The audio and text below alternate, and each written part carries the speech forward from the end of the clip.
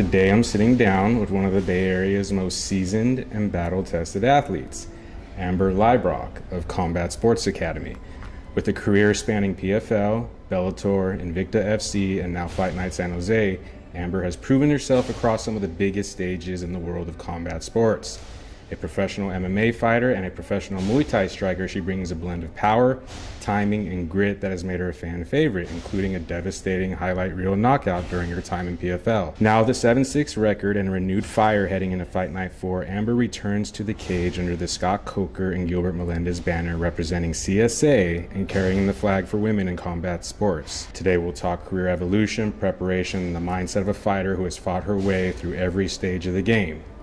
Amber, thanks for talking to me. Yeah, of course. Awesome. That was awesome. I love that. All right, let's just dig right into it. Fight Night 3, you fought Abby Montez, and that was a banger of a fight. You showed out, and the audience loved it.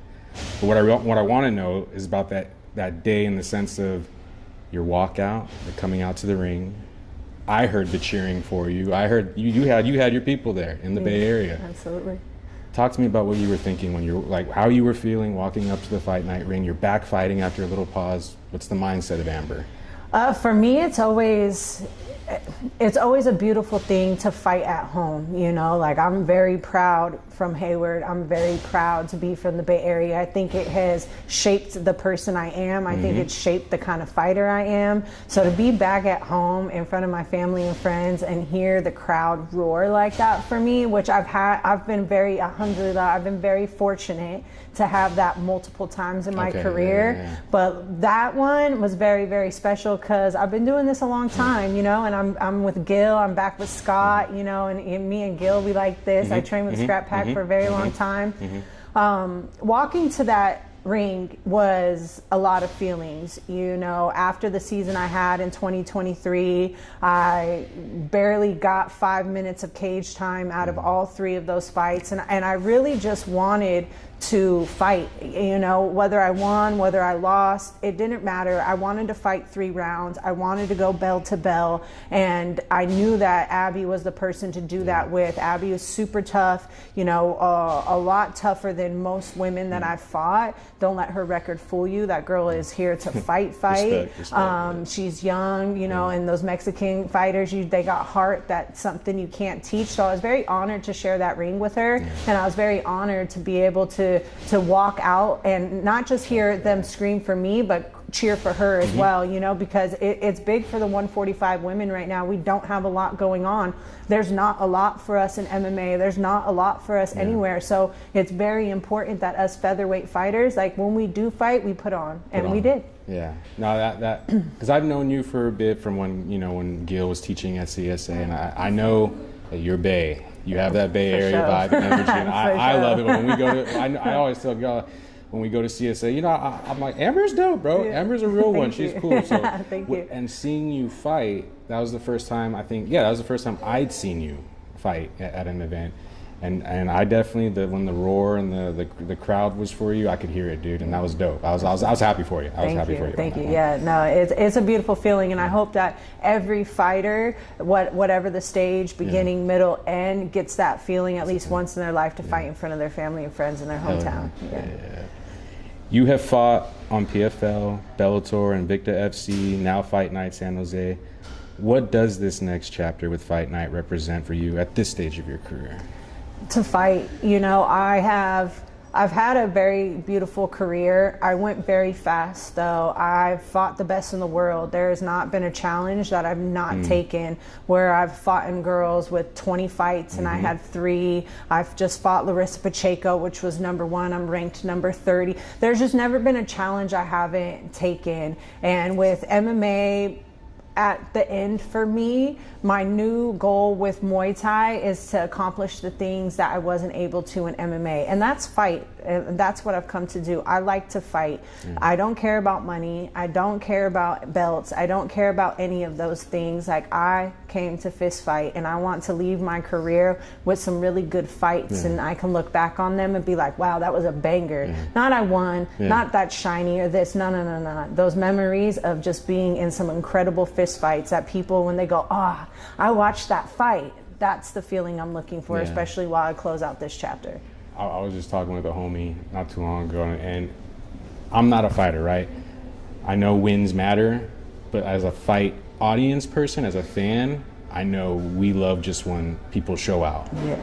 And it's dope that you have that perspective where it's like I'm gonna put on a show for the audience, right? For sure. And I love that you said that. I was just talking about that the other day. That's so dope you said that. Yeah, like once I didn't win $1 million, I was like, all right, so the money aspect is gone, because fighting has a timeline. Like especially absolutely. MMA, you have a timeline, and if you're trying to make millions of dollars and be a Conor McGregor, be one of the 1%, you do have a timeline to do that.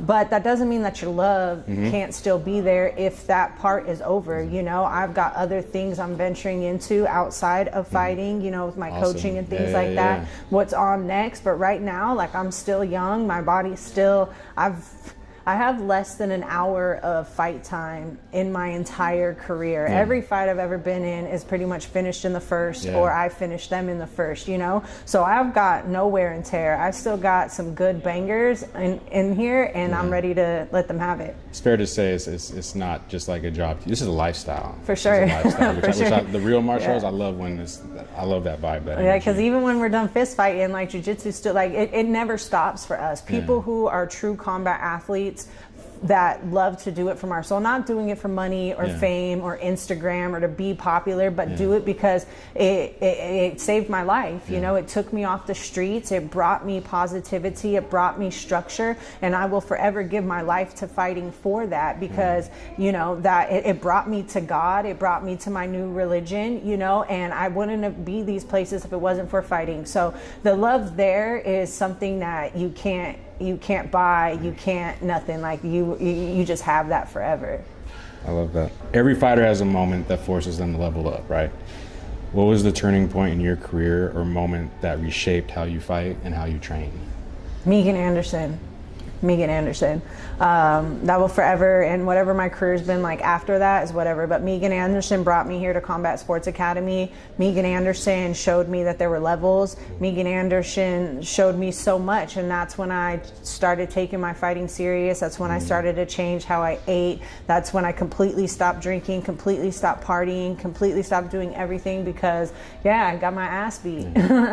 And I did it in front of, and my grandmother was there. It was just a moment that was terrible for me, but at the same time I almost needed it, because it did reshape my thought process on everything. For young women watching you compete, women who want to step into combat sports, what do you feel is most important for them to hear from someone who's lived it? Pick a good coach. Like, stay away from creepy people. You're nobody's punching bags. Don't ever feel like because you're a girl in a male dominant sport that means that men get to beat up on you or tough love you or anything like that. Find a place where you feel comfortable. Find a coach that's going to help you no matter what.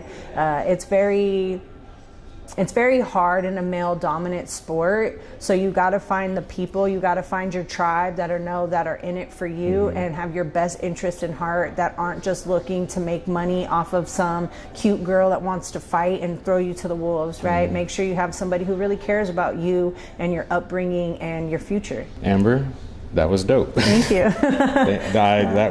I knew you were gonna have good answers and good responses. It was a pleasure talking with you, and I can't wait to see you rock out and Fight Night 4. Yeah, you just gotta make sure my boyfriend's not here, because then I'm like, don't do that. Start smiling and laughing out of nowhere.